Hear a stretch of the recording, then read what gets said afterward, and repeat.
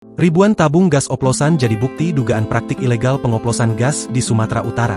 Tim gabungan dari Badan Intelijen Strategis TNI, Kejaksaan Tinggi Sumatera Utara, Polri, Kodim 0201 Medan, Pertamina, dan Dinas Perindustrian dan Perdagangan Sumut, menggerebek 2 gudang dugaan penyalahgunaan gas subsidi di kawasan Marelan.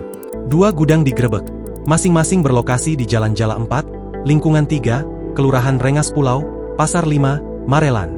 Di area dalam gudang, tim gabungan menemukan ribuan tabung gas berbagai ukuran yang siap diedarkan secara ilegal. Informasi beredar, terjadi praktik konversi gas subsidi 3 kg ke tabung gas non-subsidi 5,5 kg, 12 kg, dan 50 kg. Para mafia gas oplosan menggunakan peralatan modifikasi mengonversi gas subsidi, bahkan isi gas yang dioplos tidak sesuai takaran.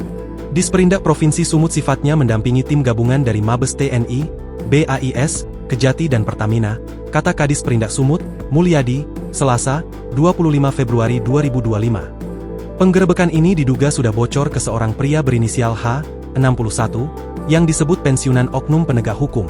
H diduga sebagai pengelola gudang tersebut.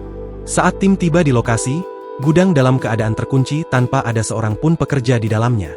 Tim gabungan akhirnya membuka paksa pagar gudang yang digembok untuk mengamankan ribuan tabung dan alat konversi sebagai barang bukti. Selain itu, tim juga menemukan peralatan khusus yang digunakan untuk memindahkan isi gas dari tabung subsidi ke tabung non-subsidi. Ribuan segel gas, kode batang ilegal, serta karet pengaman juga ditemukan dalam penggerebekan ini.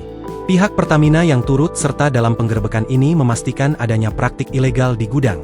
Mereka menemukan barcode yang ditempel pada tabung gas non-subsidi yang tidak terdaftar dalam sistem. Barcode yang kita scan tidak terdaftar.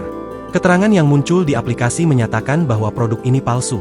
Selain itu, peralatan konversinya juga merupakan hasil modifikasi, sehingga kita pastikan ini merupakan praktik ilegal, ujar perwakilan Pertamina, Sigit.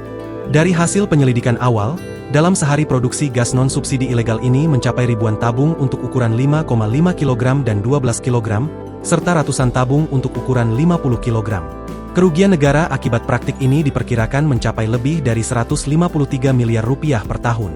Penyelidikan terhadap para pelaku hingga kini juga masih terus berlangsung. Polisi tengah berupaya memburu pengelola serta pekerja yang terlibat dalam praktik ilegal ini.